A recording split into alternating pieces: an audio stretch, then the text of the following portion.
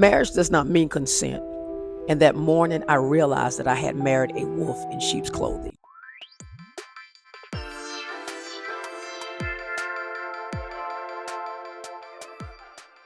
I got married in 2008. That would have been my first marriage. And the man that I met, he seemed to be nice. He came across as a nice Christian man. And that's something that I was taught, or I believed that I should have in my life. A man that believed in the same things that I believed. That didn't turn out so well. One morning I was awakened by my ex-husband on top of me while I was laying face down on the bed. My face was in the pillow. And as he was abruptly handling me with such force, I was trying to break free from him. I was trying so hard, but his strength got the better of me. So while I'm struggling with him, he was holding me down because he wanted to be intimate with me, and I did not want to be intimate. One, I was asleep. Two, my head was hurting because the night prior was not a good night as well. So with that, I had tried for maybe a minute, maybe less than a minute, a few seconds, to try to break free, but I couldn't. But it seemed like the more I struggled with him, the more strength came across from him to keep me in a position where he could do what he wanted to do to me.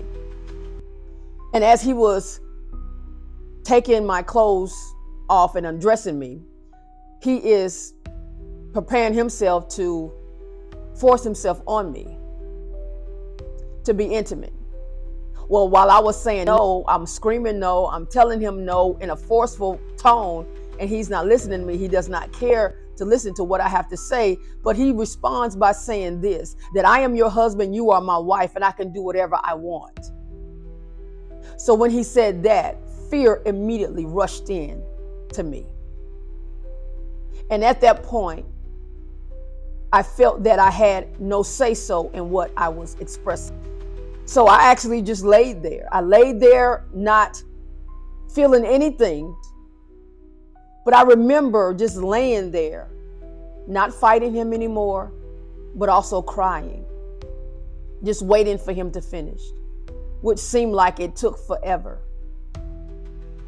And once he finished, he got up, and I immediately balled myself into a fetal position, and I cried even more. I could hear him rustling around in the room, getting the rest of his things prepared for work and, getting himself ready, fixing his clothes and, grabbing keys off the dresser and, getting ready to go out the door. But before he left to go out the door, he says to me, I love you. I'm getting ready to go to work now. Have a good day. And he left. I'm not sure how long I was in that fetal position, but I know I was there long enough to know that what just happened to me, I could not believe it. Because in the beginning, he didn't come across as this guy, as this man, as this believer that is respected or shows respect and talks nice and he looks nice and every just seemed to be so good. But how many of y'all know that what looks good ain't always good?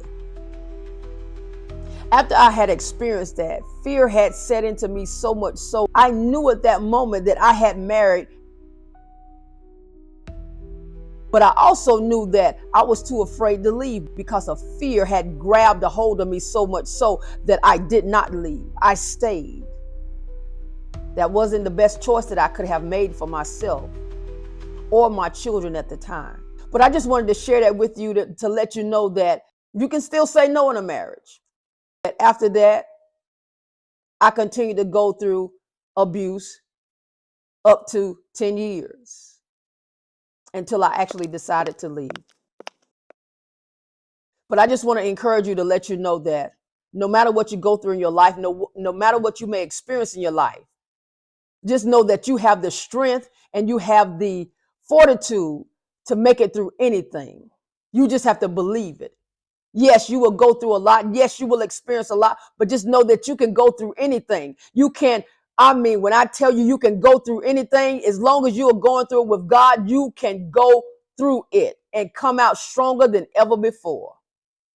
If this message resonates with you, if you have experienced abuse in some way, shape, form, or fashion, I want you to drop a broken heart in the comments below and become a part of this community where you will have a voice, where you will be able to share in a safe space. And remember, be who God created you to be. Nothing more and nothing less.